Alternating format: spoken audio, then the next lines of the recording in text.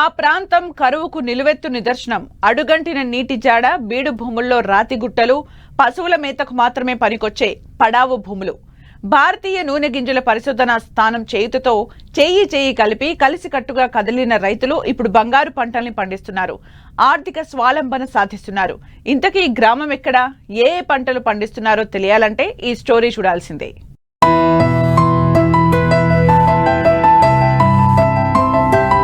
ఇదిగో ఇక్కడ కనిపిస్తున్న ఈ గిరిజన గ్రామాన్ని చూడండి. వికారాబాద్ నుండి తాండూరుకు వెళ్లే మార్గ మధ్యంలో ఉంది. ఇక్కడ దాదాపు 300 గిరిజన కుటుంబాలు ఉంటాయి. వీరి జీవనమంతా వ్యవసాయంపై ఆధారపడి ఉంది. గతంలో ప్రతి ఇంటిలో 10 నుండి 100 వరకు గోవులుండేవి. అయితే సంప్రదాయ పంటలు పండించడం, అవి కూడా సరిగ్గా పండకపోవడం, పశువుల మేపు కష్టంగా మారడంతో క్రమంగా పశు సంతతి అంతరించిపోయింది. జీవనోపాధి కోసం దగ్గరలోని పట్టణాలకు పనులకు వెళ్లేవారు. అయితే ఇదంతా గతం. ప్రస్తుతం భారతీయ నూనె గింజల పరిశోధనా స్థానం ఈ గ్రామాన్ని దత్తతకు తీసుకోవడంతో పంటల సరళి మార్చుకున్నారు. దీంతో వీరి జీవన స్థితిగతులు మెరుగయ్యాయి.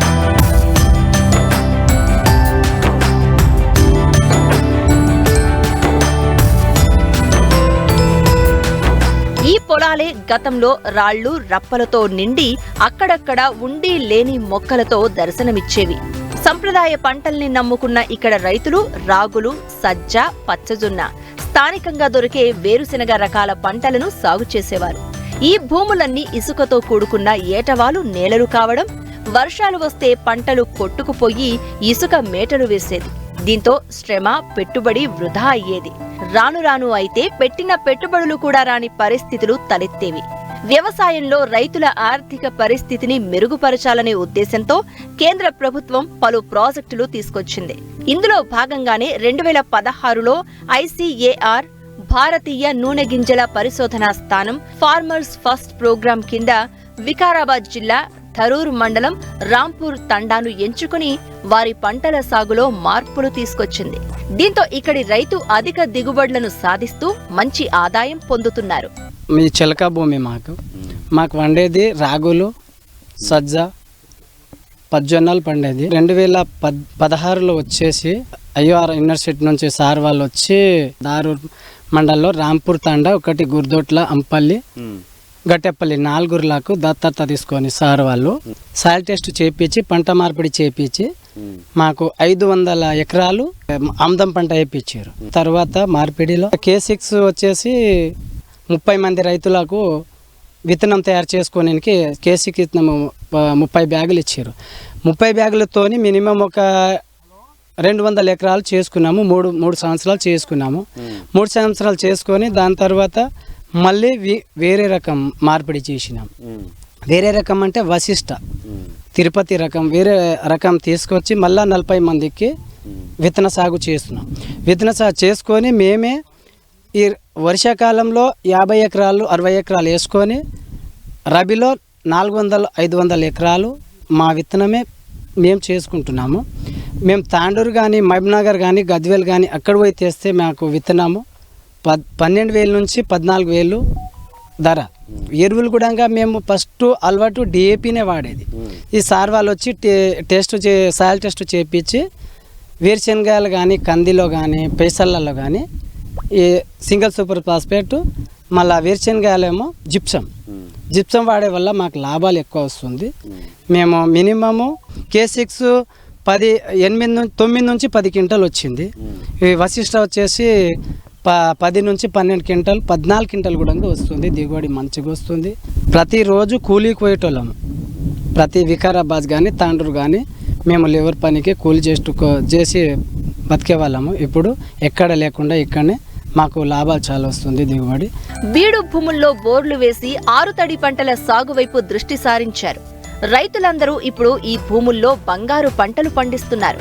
ప్రస్తుత ఖరీఫ్ లో ఆచార్య NG రంగా వ్యవసాయ యూనివర్సిటీ వారు రూపొందించిన వశిష్ట వేరుశెనగ రకాన్ని ప్రతి రైతు కొంత మొత్తంలో సాగు చేస్తున్నారు.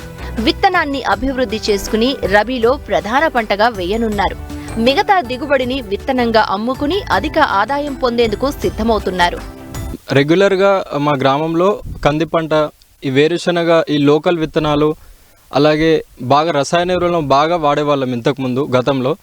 అయితే మాకు హైదరాబాద్ నుంచి ఐఐఓఆర్ సైంటిస్ట్ సార్ వాళ్ళు మా గ్రామాలని దత్తత తీసుకొని మా పంటల్లో అనేక మార్పులు తీసుకురావడం జరిగింది. మేము తర్వాత సార్ వాళ్ళ సలహాలతోని మేము ఆ సాయిల్ టెస్టులు చేయించుకొని తద్వారా మేము వాళ్ళ సూచనల సలహాలు పాటించి మా భూములకు తగ్గట్టు ఎరువులను మేము వాడాము. గతంతో పోలిస్తే మాకు దిగుబడులు కూడా చాలా వచ్చాయి, లాభాలు అనేది ఎక్కువగా వచ్చాయి. ఈ ఏడాది కొత్తగా మాకు సార్ వాళ్ళు వశిష్ట విత్తనాలని పరిచయం చేయడం జరిగింది. ప్రస్తుతం 200 ఎకరాల వరకు ఆ విత్తనాలను చేసుకొని ఇప్పుడు సాగు చేస్తున్నాం. ఎకరానికి గతంలో చాలా తక్కువ దిగుబడి వచ్చాయి, ప్రస్తుతం అయితే 40 బస్తాల పైనే వస్తున్నాయి. ఈ వర్షాకాలంలో వేసిన దానికి రబీకి చూసుకుంటే 50 బస్తాల పైనే వస్తుంది. నేను అయితే ఒక 14 సంవత్సరాల నుంచి వ్యవసాయం చేసేవాడిని. రమణారావు సార్ గారు విలేజ్ వాళ్ళని ప్రోత్సహించడం వల్ల ఫస్ట్ ఒక సీడ్ ఇచ్చారు వేరేది. ఆ సీడ్ ద్వారా కొందరు వేసుకున్నారు రైతులు. దాని తర్వాత ఏమైందంటే ఆ సీడ్ మార్చిన తర్వాత వశిష్ట అనేది కొత్త రకం సీడ్ ఇచ్చారు. కొద్దిగా స్టార్ట్ అయ్యి ఇంకా ఇప్పుడు ఈ పంట అయిపోయింది, వర్షాకాలం పంట మళ్ళీ రబ్బీ సీజన్కి వచ్చేసరికి 400 నుంచి 500 ఎకరాల వరకు వేసుకున్నాం. నాకైతే 10 ఎకరాల వ్యవసాయంలో పొలంలో వేస్తున్నాను ఇది. కానీ ఫస్ట్ 2 సంవత్సరాలు అయితే ఆ 10 ఎకరాల్లో 2 లక్షలు మాత్రమే వచ్చేది క్రాప్. ఈసారి వచ్చేసరి 4-5 లక్షల వరకు పంట వచ్చింది మంచిగా. మాకు భూమి ఒక 10 ఎకరాల భూమి ఉంది, చిలక భూమి ఉండే సార్. అయితే 10 ఎకరాల్లో మేము ఇంతకుముందు సార్ వాళ్ళు ఏమో నాకు కొన్ని విత్తనం డెవలప్ చేయడానికి ఈ పల్లి ఇచ్చిండు సార్, వశిష్ట పల్లి ఇచ్చిండు. అయితే దానికి ఒక అర్ధ ఎకరం వేసిన తర్వాత నేను ఒక 9 ఎకరాల వరకు వేసినాము. అదే విత్తనం 9 ఎకరాలు వేస్తే నాకు 9 ఎకరాల్లో 123 క్వింటల్ దిగుబడి వచ్చినాయి. అంత దిగుబడి ఇంతకుముందు వేసినప్పుడు వేరే రకాలు వేసినప్పుడు ఎప్పుడు అంత దిగుబడి రాలేదు. సార్ చెప్పినట్టు నేను ఫాలో అయ్యి ఇట్లా సాగు చేసుకుంటే నాకు లాభం వచ్చింది, దిగుబడి వచ్చింది, డబ్బులు వచ్చినాయి నాకు కూడా. అందుకని నేను సార్ వాళ్లకు ధన్యవాదాలు. మూస పద్ధతిలో సంప్రదాయంగా పంటలు పండిస్తే నష్టాలు తప్ప లాభాలు రావు. అందుకే మారుతున్న కాలానుగుణంగా మార్కెట్లో డిమాండ్ ఉన్న పంటలను ఎంచుకుని శాస్త్రీయంగా పండిస్తేనే మంచి దిగుబడి, మార్కెట్లో కూడా అధిక ధర వస్తుంది. అయితే సాగు పద్ధతులు, పంటల వివరాలు మారుమూల పల్లెల్లో ఉండే రైతులకు అంతగా తెలియవు. అందుకే వ్యవసాయంలో ఆర్థిక అభివృద్ధిని మెరుగుపరిచేందుకు భారతీయ నూనె గింజల పరిశోధనా స్థానం ఒక పైలట్ ప్రాజెక్టును తీసుకొచ్చింది. ఇందులో భాగంగానే ధారూరు మండలంలోని రాంపూర్, గురుదొడ్ల, అంపల్లి, గట్టెపల్లి గ్రామాలను దత్తతకు తీసుకుని వారి వ్యవసాయ పద్ధతులు మార్చింది. పంట సరళిని మార్చి సాగు చేయిస్తుంది. తద్వారా నాణ్యమైన అధిక దిగుబడులను సాధించేలా చేయడమే కాకుండా వారి ఆర్థిక భరోసాకు బాటలు వేస్తోంది. 2017న మాకు ఐసీఆర్ నుంచి ఎక్స్ప్రెషన్ ఆఫ్ ఇంట్రెస్ట్ వచ్చింది. ముఖ్యంగా రైతాంగానికి వాళ్ళకి ఏ విధంగా మనకు నికర ఆదాయం పెంచాలి, వాళ్ళకున్న ఆదాయం ప్రస్తుతం ఉన్న ఆదాయంతో సరిపోవట్లేదు, దానికి తగ్గట్టు సంస్థల్ని ప్రాజెక్ట్ ప్రపోజల్ కింద బిడ్డింగ్ చేయమని అడిగారు.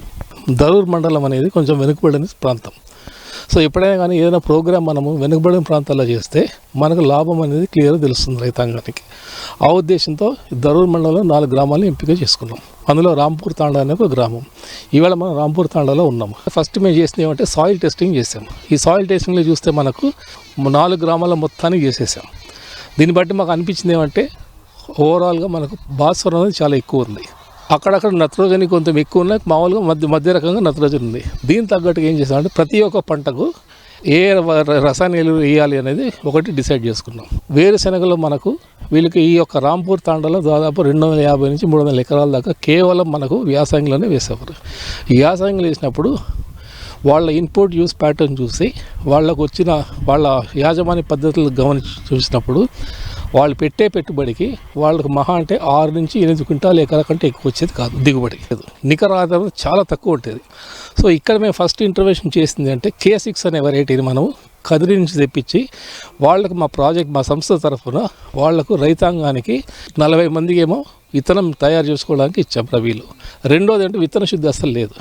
ఆ తెగుళ్ళ నివారణ కోసమని ట్రైకోడర్మాతో మరియు ఫాస్ఫరస్ సాల్యుబుల్ బ్యాక్టీరియా, ఎందుకంటే ఆల్రెడీ భాస్వరం ఇక్కడ మధ్యంతరంతో మీడియం టు హై ఉంది కాబట్టి మనం పిఎస్బి చేస్తే నేలలో ఉన్న ఫిక్స్డ్ భాస్వరాన్ని అది మన మొక్కకు అందించే అవకాశం ఉంటుంది. తర్వాత దుక్కిలో ఇంతకుముందు ఇక డిఏపిను మరి యూరియా ఎక్కువ వేసుకునేటోళ్ళు.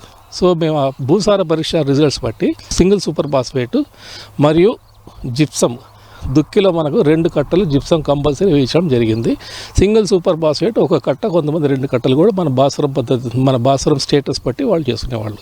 దీంతో ఏమైందంటే వాళ్ళకు ఉన్న ఉత్పాదకత మనకి 8 క్వింటాలు, 6 నుంచి 8 క్వింటాలు ఉన్నది దాదాపు 10 నుంచి 12 క్వింటాల దాకా ఎరికింది ఆన్ యావరేజ్. కొంతమంది 14 వచ్చింది, కొంతమంది 6, 7 కూడా వచ్చింది. ఎందుకంటే అది మళ్ళీ సాయిల్ టైపు వాళ్ళ మేనేజ్మెంట్ బట్టి ఉన్నది.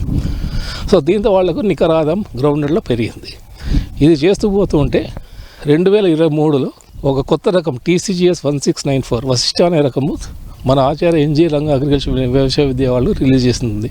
అది ఇనీషియల్గా ఏం చేస్తాం, ప్రీ రిలీజ్ స్టేజ్లోనే 1000 కిలోల కాయ తెప్పించాము. అది 40 మంది రైతులకు ఇచ్చాము. అది చేయడం ఏం చేసామంటే ఎండాకాలంలో మే ఎండింగ్లో ఎవరెవరికి నీళ్ళ వ్యవస్థ ఉన్నదో వాళ్ళతో ఇచ్చాము. ఆ విధంగా మనము 1000 కిలోలతో మనం మొదలైన ఈ యొక్క ఇంటర్వెన్షన్ ఇవాళ మీరు చూసారంటే ఇప్పుడు ఉన్న సమ్మర్లో దాదాపు ఎర్లీ ఖరీఫ్ అంటే ఇప్పుడు స్టాండింగ్ క్రాప్ మీరు ఉంది, ఇంకో నెలలో హార్వెస్ట్ అవుతుంది. ఇప్పుడు 50 ఎకరాల దాకా పెరిగింది. ఈ యొక్క ఇతరంతో మొన్న 23-24 రబీ సీజన్లో 400 ఎకరాల్లో దాదాపు 180 నుంచి 190 ఎకరాల దాకా మనం ఇచ్చిన రకమే వీళ్ళకు స్ప్రెడ్ అయిపోయింది. అంటే దీనికి ఏమైందంటే సెల్ఫ్ సఫిషియన్సీ సీడ్లో మనకు వచ్చింది. దీంతో ఏమంటే మనకు ప్రభుత్వం మీద కూడా మన భారీ తగ్గించాలని ఉద్దేశం. మా ఉద్దేశం ఇప్పుడు ఇంకోటి ముఖ్యంగా ఏంటంటే ఈ 50 ఎకరాలను వచ్చే ఏడాదికి ఒక 100 ఎకరాల దాకా తయారు చేయగలిగితే ఇదొక రాంపూర్ ఫండ్ అనేది ఒక సీడ్ సెంటర్ లాగా మిగతా రైతులకి ఈ యొక్క వెరైటీతో సీడ్ డిస్ట్రిబ్యూట్ చేస్తే మనకు వీళ్ళకు ఆదాయం పెరగడమే కాకుండా పక్కన రైతులు కూడా ఈ ఇతరం అనేది స్ప్రెడ్ అవుతుంది. అది ఒక ఉద్దేశం ఆ యొక్క గ్రౌండెడ్ క్రాప్లో. సంప్రదాయ పంటలకు విరామం ప్రకటించి మార్కెట్లో డిమాండ్ ఉన్న ఇతర పంటలు పండించాలన్న ప్రయత్నం సత్ఫలితాలనిస్తోంది. అందుకు నిదర్శనంగా నిలుస్తున్నారు రాంపూర్ తండా గిరిజన రైతులు.